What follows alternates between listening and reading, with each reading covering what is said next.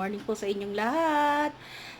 Gusto ko lang ipakita sa inyo yung flower na binigay sa akin ng aking hubby na ginamit ko rin sa kanya noong Father's Day dahil nga wala tayong mabilan. So, ayan na siya po. Sariwang-sariwa pa rin siya at ginawan ko siya guys ng inartehan natin ng konti, ginawan ko siya ng base. Pero pag nakita niyo yung base niyan sa loob, malamang di niyo magugustuhan. So, maganda lang siya tingnan sa labas kasi ating inartihan. Ayan, sana tumagal-tagal pa ang buhay niya kahit man lang isang buwan. Kasi inspirasyon yan guys. Tuwing umaga, pag dadaan ako dito sa aking sala, dyan agad ako lumilingon. Yan lang guys. Mamaya uli. Natin. Hi guys! 'Di ba, pinakita ko na nga sa inyo yung aking flower, ang inspiration ko every day. Sana tumagal ang buhay niya. So, andito tayo sa aking kitchen. Ngayon ay magla-lunch kami guys. Ito ang aking niluto para sa mga anak ko ngayon. Chicken wings adobo. Ayan, oh. Ito yung sinasabi ko sa inyo na iba-iba ang version natin ng pagluluto ng adobo. So, next time, pakikita ko sa inyo. Medyo marami pa kasi ako guys gagawin sa araw na ito, kaya hindi ko na na-share sa inyo kung paano ko siya niluto. Tapos, ito, ang ulam ko, itong pambansang isda ng mga dukha, nating mga dukha ha. Hindi ko sinasabing kayo lang ang dukha, dahil dukha din ako guys. So, yan ang ulam ko. Dahil ayaw na ng kuya ko na ako ay kumakain ng karne. So, hi kuya! Tapos, meron akong sausawan. Ito yung sausawan ko sa ating pambansang isda. Tapos meron tayo ditong atsara para may kaulam, may twist yung ating adobo. Galing po yan ng Indang. Kaya napakasarap po niyan. Special na atsara. At ito pong ating kimchi. Ayan. Ubusin na po natin yung natitira nating kimchi at ang ating plain rice. So yan po ang aming pagsasama-samahan. Ngayong pagsasalu-saluhan ngayong lunch guys. Kain tayo guys! Katatapos lang naming mag-lunch. Sarilo ko ay 12:30 na. So, medyo napalaban na naman ang kainan ang Mami Dingding nyo. I hope na kayo ay nakapag-lunch na din. So, ngayon, di ba sabi ko nga sa inyo kanina, kaya hindi ko na rin kayo naisama sa pagluluto ko ng aking chicken wings adobo ay dahil sa dami nga ng aking gagawin ngayong araw na ito. So, yun na nga guys.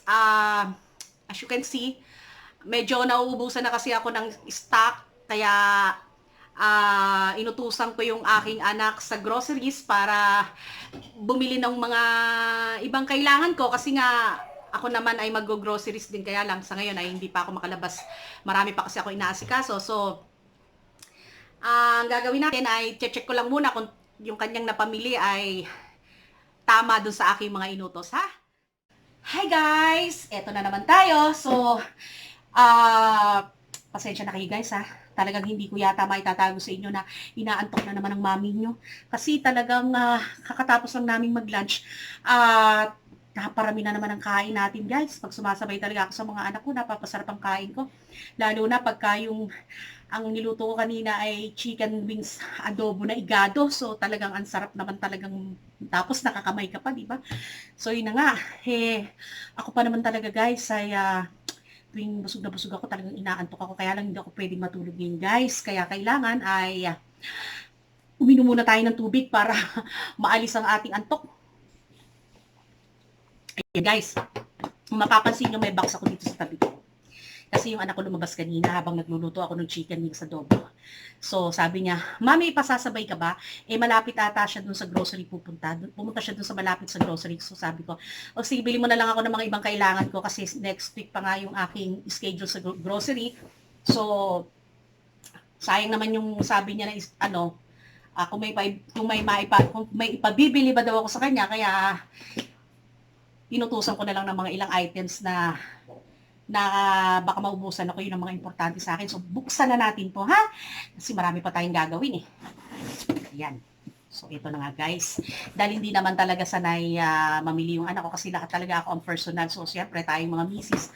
Especially, meron talaga tayong mga product na talagang ginagamit natin, di ba? Kahit yung mga sabon. Kasi minsan, na-allergy tayo sa ganyan, di ba? So, meron tayo talagang hiyang natin na yun ang binibili natin. So, balang araw, sasabihin ko sa inyo kung ano-ano yung mga product na ginagamit ko. So, ito na. Ito guys. Ating i-rate yung kanyang pinamili. ito kasi, baka magtampo yung anak ko kasi malamang makikita niya to. Pero kung ako bumili to, talagang gardenias ang binibili ko kasi yun din naman talaga ang gusto nila. Kaya lang kasi, yung anak ko, ano siya kasi, pag may pinabili ko sa kanya at wala, hindi siya uuwi nang wala siyang bitbit. Kahit iba na yung product, basta masabi lang na siya ay nabinili niya. So ito. Anyway, masarap din naman ang mga tasty naman usually guys, pag malambot, 'di ba? Masarap naman din talaga siya. Pero iba kasi yung gardenias dahil tumatagal siya.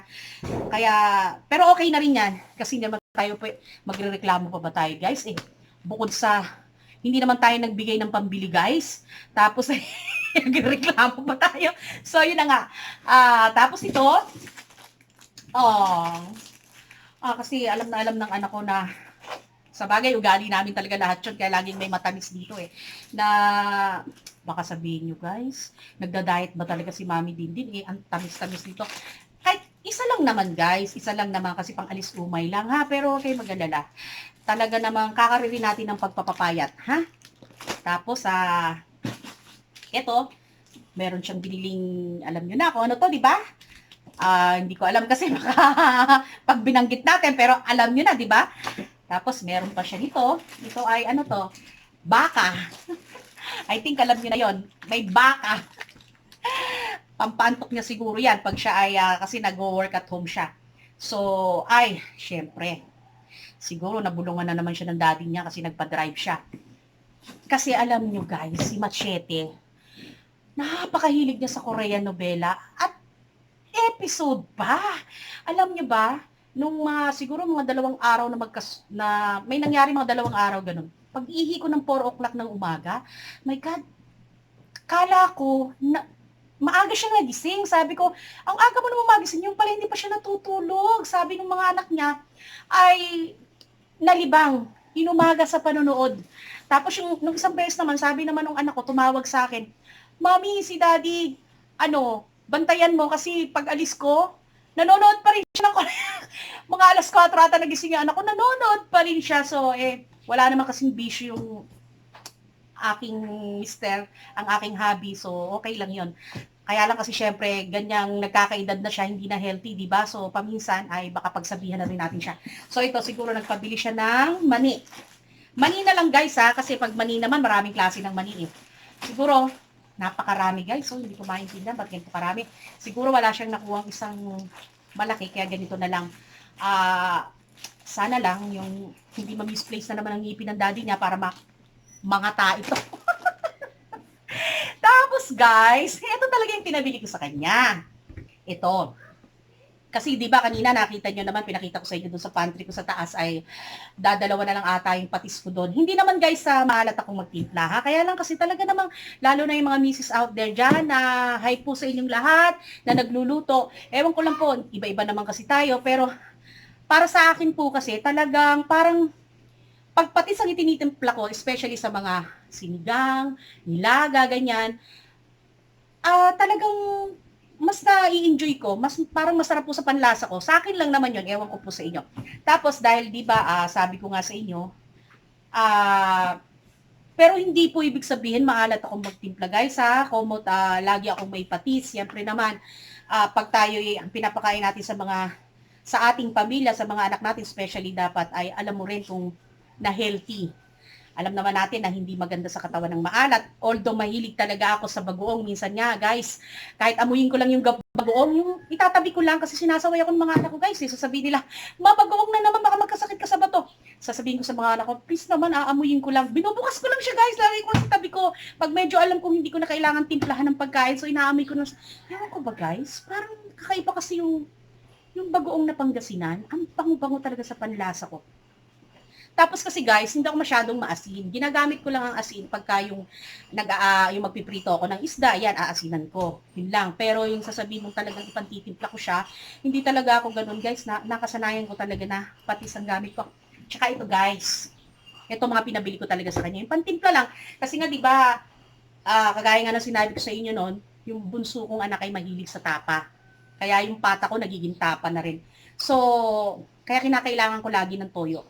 Kasi, meron naman akong isang special na toyo na ginagamit ko. Imported yun guys, hindi ko lang ma-mention sa inyo kung ano. So, yun talaga ay inilalagay ko siya sa mga adobo ko, ganon. Pero pagka yung sa tapa, kasi guys, kung magtapa ako, mga 6 kilos, ganon eh. So, ang dami kong nagagamit na toyo doon. So, ito ang ginagamit ko. Maganda rin naman to. Although, ibang brand, siguro wala siyang baka naubusan doon sa grocery na pinuntahan niya. Kaya yan. Tsaka ito, suka. Syempre, hindi rin ako nawawala ng suka. Actually, kahit maubos nga ang suka ko, talagang amoy suka na rin ako araw-araw dahil sa pawis ko. Dahil nga sa syempre, malaki katawan natin. So, pag malaki katawan natin, pawisin tayo. Hindi mo nga lang din malaman, guys, kung bakit pag tayo pinapawisan eh, humaasim tayo, pero maalat naman ang ating pawis. So, dun sa mga pwedeng explain sa akin kung ba't ganun, guys, ha? Kasi talagang naguguluhan ako. Comment below na lang, ha? Please. Para naman maintindihan ko kung ba't ganun. So, yun na nga, guys. Medyo nawawala-wala na yung antok ni Mami Dindim. So, mamaya, mayroon pa tayong mga ibang bubutintingin. So, sa ngayon, heto lang muna. Ayun. So, I hope ay nasa maayos kayong kalagayan lahat ng viewers ko. At sana nakapag-lunch na din kayo kasi kami ay talagang nabusog na rin ng gusto. So, bukas na naman. At ayan, babagsak na naman ang ulan, guys. Kaya, bye guys!